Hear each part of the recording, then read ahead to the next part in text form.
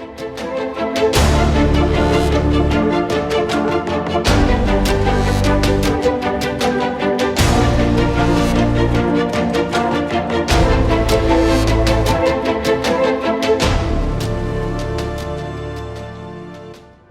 new team is formed by the World Health Organization. Its goal to push forward a new phase of study on the origin of the pandemic. 3 pet cats test positive for the virus in China, but authorities quickly stepped in, putting the animals down despite their owners' objections. A failed rocket launch in China. It's the 4th this year for Beijing. What do China's ugliest buildings look like? An annual competition titled China's Top 10 Ugliest Buildings is showing them off. Following fierce accusations, U.S. General Mark Milley defends his phone calls with China. He called them an effort to avoid conflict. And Japan will soon have a new leader. The incoming prime minister has pledged to counter Beijing's growing influence. Welcome to China in Focus. I'm Tiffany Meyer. Today we have a short explainer before we turn to our daily news section. Some viewers voiced confusion over our report yesterday on the return of 2 American siblings. To clarify, Beijing did release 2 Americans after the U.S. cut a deal with China. Here's the context. The Department of Justice allowed Huawei executive Meng Wanzhou to return to China. After that, Beijing released the 2 Michaels from Canada, Michael Kovrig and Michael Spavor. China also allowed 2 Chinese-American siblings to return home after barring them from leaving China for 3 years. The siblings are Victor Liu and Cynthia Liu. Victor is a student studying at Georgetown University. Cynthia Liu works for the management consulting firm McKinsey Company. They are both staying in New York after their return to the U.S. Beijing held them in China in hopes of forcing their father to return to the country. Their father is one of Beijing's most wanted fugitives and a former bank executive. Authorities accuse him of implementing a major case of Chinese bank fraud involving over $1 billion. Now for an update on the pandemic. The World Health Organization, or WHO, is looking to push forward a new study on the origin of the CCP virus, the disease that causes COVID-19. We call it the Chinese Communist Party virus to reflect on how the Chinese Communist Party's cover-up and mismanagement allowed the virus to spread throughout China and create a global pandemic. WHO Director General Tedros announced on Tuesday that he expects all countries, including China, to collaborate in the second phase of the study. The first phase took place earlier this year. A WHO-led investigation team had visited the city of Wuhan, the epicenter of the outbreak, starting in late 2019. During the 4-week-long visit, the scientists spent just a couple of hours inside the Wuhan Virology Institute. This research center has long been the subject of speculation about the origins of the CCP virus. The WHO also accused Beijing of refusing to give the scientists the access to all the information they asked for. Now, for the second phase of the effort, a new team of about 20 scientists is being assembled to hunt for new evidence. Tedros discussed the move at an event on trade and the pandemic in Switzerland. He expressed hope that the next phase of the study would begin as soon as possible. Some unsavory news from China. 3 pet cats that tested positive for the virus were put down by authorities despite their owner's objection. It happened in the northeastern Chinese city of Harbin, where a new surge of the virus outbreak has struck. The incident triggered anger on social media in China. Some people see it as needless slaughter. Chinese state media Beijing News reported on Tuesday the owner of the cats was diagnosed with the infection last week. Local health officials then euthanized her 3 cats, which also tested positive later. A virologist said the cats didn't have to be killed. She said it doesn't seem very realistic that the cats would be a risk for their owner to recontract COVID. Scientists also say there's no evidence that pets play a major role in spreading the virus to people. Some Chinese social media users posted online saying, "I disagree with this approach." And to put it bluntly, it's a crude, simplistic, and lazy form of management, just in order to dodge responsibility. Beijing News deleted its report from its social media channels on Wednesday. The city of Harbin went into semi-shutdown last week, and as China's week-long national holiday approaches, the city's residents have been told to stay home and avoid travel. Multiple infection clusters emerged in the provincial capital of Harbin in the past week, yet local officials said on Tuesday the source of the latest infections still remains unclear. Beijing has punished 9 local officials for failing to contain the outbreak. An online video shows a carrier rocket's wreckage after falling into a densely populated area in southern China's Guangxi Autonomous Region.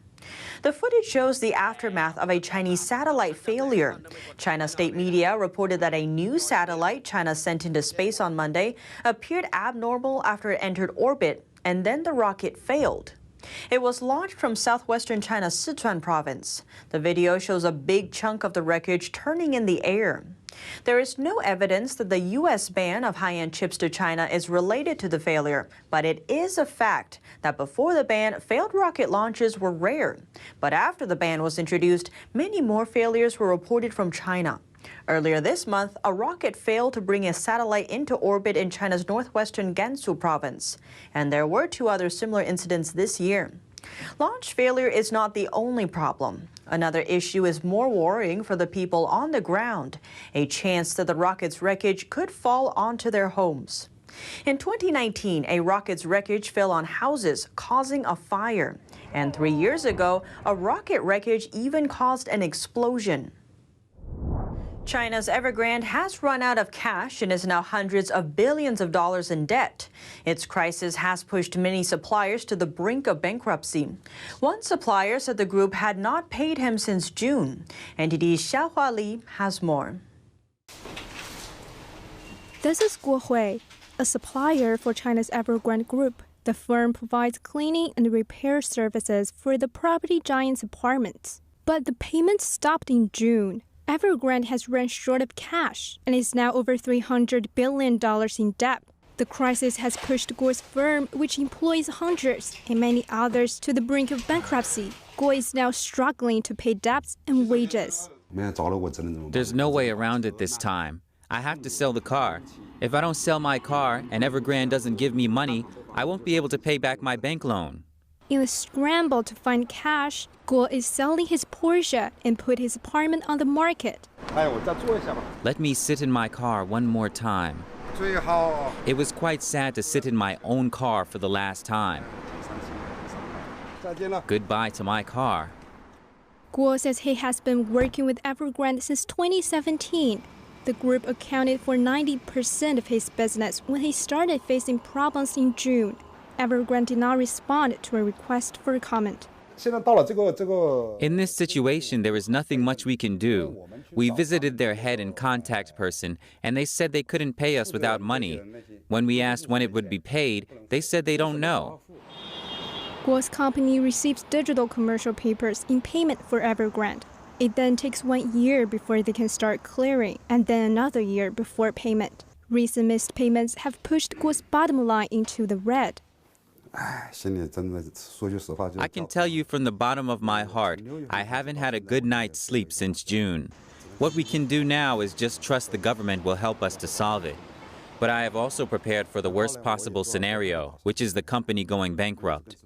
But Beijing has been largely quiet on the Evergrande situation. Even the group has rattled global markets and left investors and buyers of unfinished apartments,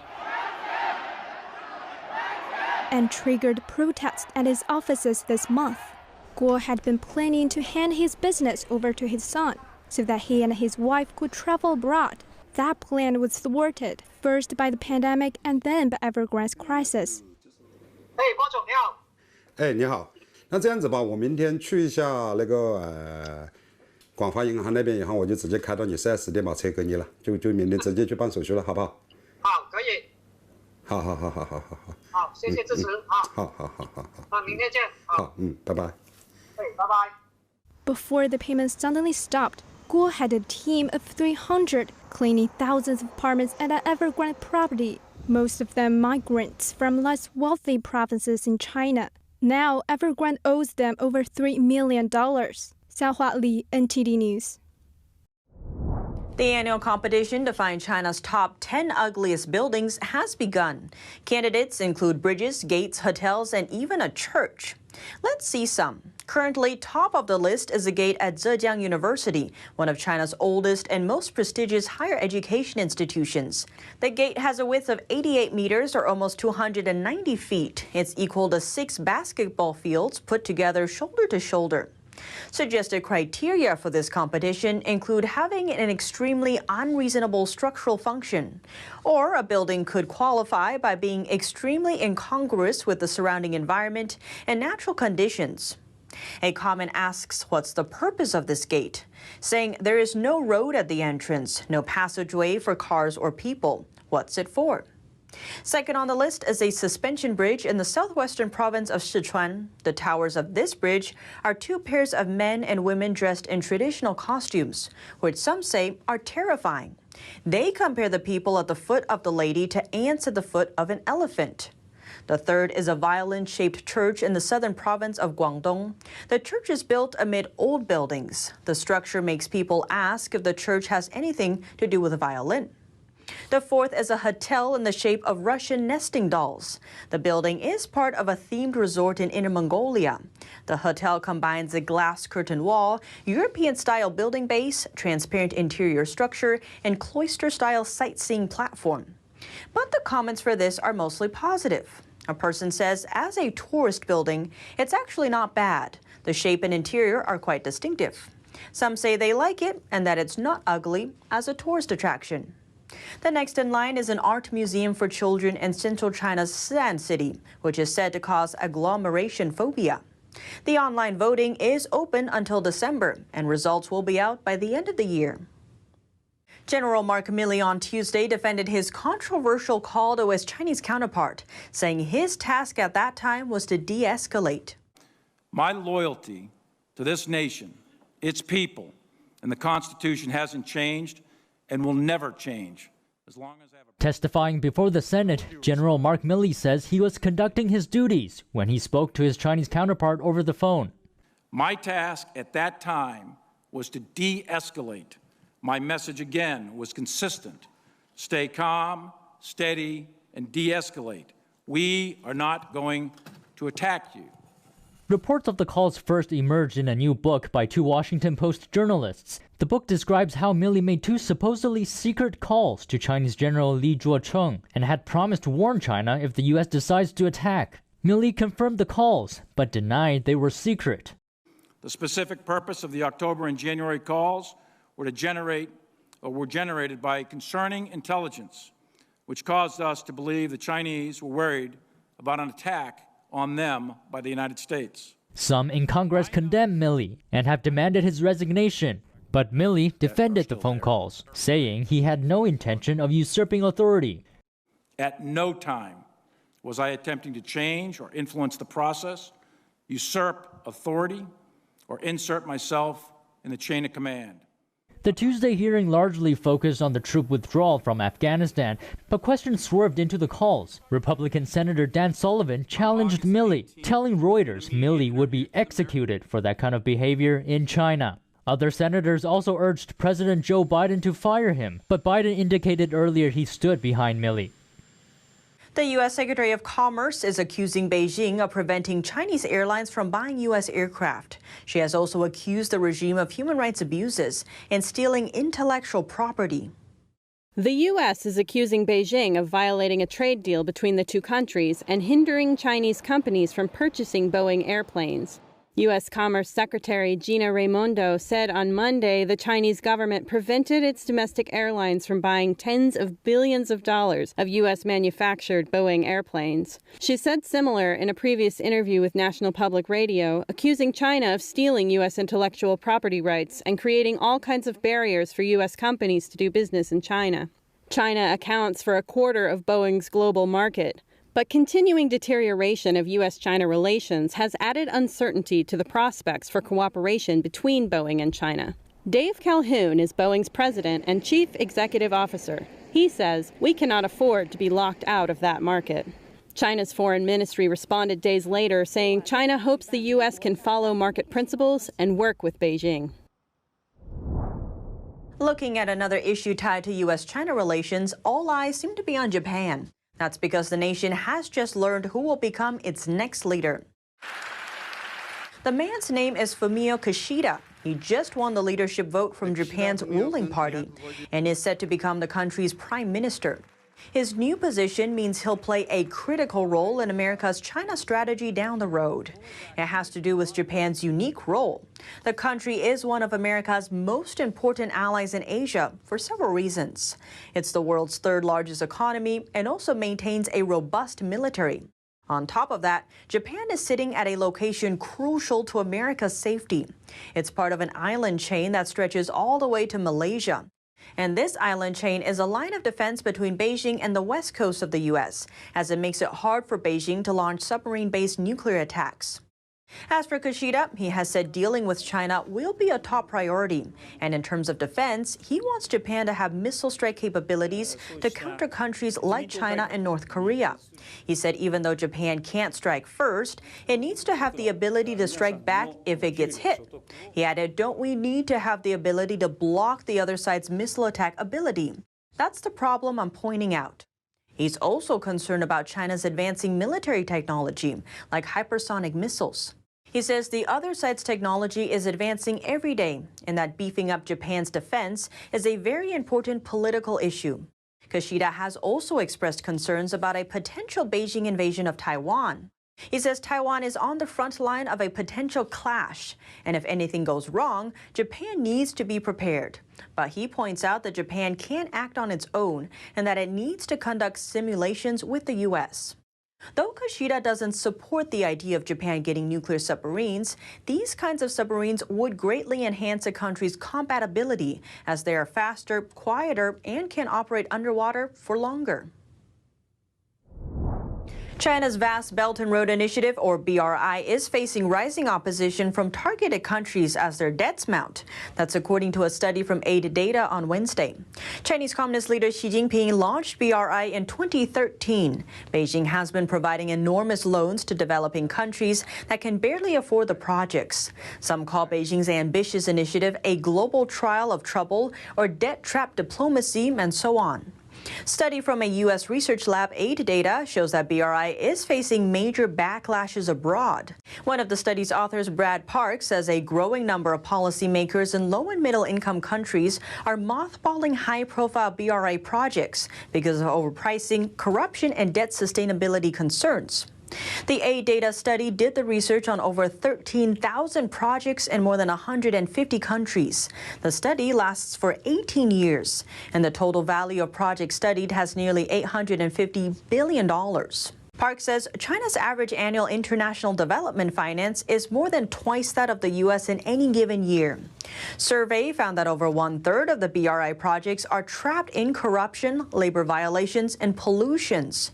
BRI also brings credit risks to many countries. Many low and middle-income countries' debts owing China now exceeding 10% of their gross domestic product, or GDP. In June, the U.S. announced a G7 initiative known as Build Back Better World. The initiative is aiming to provide financial support for developing nations for their infrastructure constructions. Some say that may help to squeeze Beijing out. According to a French report, Confucius institutes are facing a growing backlash around the world. Billed as educational programs, they are suspected of conducting espionage for the Chinese Communist Party.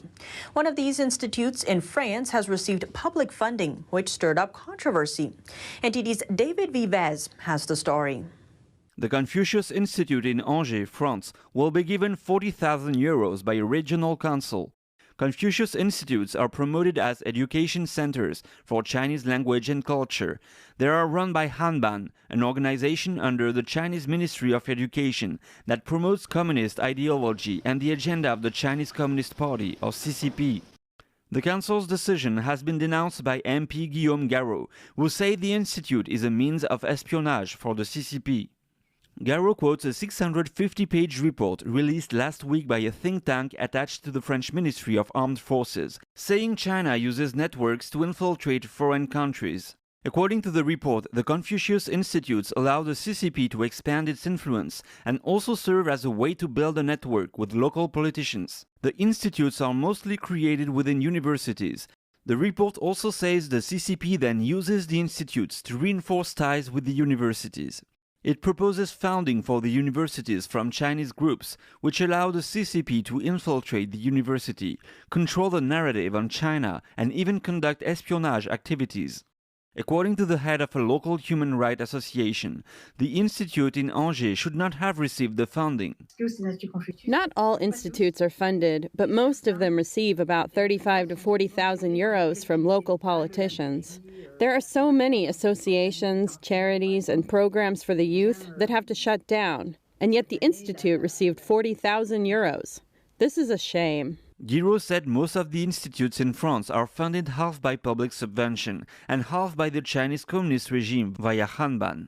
She added that in total, 17 institutes receive about 600,000 euros a year from public funds. But according to the military report, the institutes are facing growing opposition around the world due to their reputation for espionage activity. The director of the Confucius Institute in Brussels was arrested 2 years ago because he was suspected to be a spy. He was allegedly there to recruit spies for the CCP and has been banned from the EU for 8 years. Guiraud says for years she sent letters to local politicians who support funding to the institutes, some of whom seemed friendly to the Chinese regime. I would say I was met with a great silence from some of them. But she says there's hope, as some cities and councils across France have suspended their funding to Confucius institutes or even closed them. David Vives, NTD News. The UK is forcing a Chinese business to sell its stake in a nuclear power station. This as relations between London and Beijing cool off. And the UK takes another look at Chinese involvement in its critical infrastructure. NTD's Patrick Hayden in London has more. China's CGN currently owns a 20% stake in a proposed nuclear plant in the UK called Sizewell C. Having China deeply involved with critical infrastructure is an ever-increasing security concern for the UK government. The Financial Times reports the government plans to force the sale of the Chinese stake. We should never have got ourselves into the deluded belief that the only way the UK could raise capital for its long-term economic and energy mix for the future was to turn to China. CGN is a US blacklisted company and is considered to have ties to the Chinese military. The UK government has been slower to recognise the security threat. Forcing the sale of the Chinese ownership will likely mean the government will own the stock, while a decision is made how to structure the company. But look, let's be clear, the IPO is just one of the many inventive ways we have of being able to raise capital in this country. As the global hub of international finance, we can, with some ease, find access to capital markets necessary to build these infrastructure projects. Armstrong says the UK should spread its investments across smaller nuclear plants so there is enough nuclear power to support renewable sources. But there are now more options on the table than ever before. The advent of small and medium-sized reactors offer the ability to create low-risk, spread-out energy mix that can make a good local solid contribution without the need to resort to mega investment packages that have sent us into the arms of China. CGN's 20% stake in the nearly $27 billion plant is worth nearly $5.5 billion. Patrick Hayden, NTD News.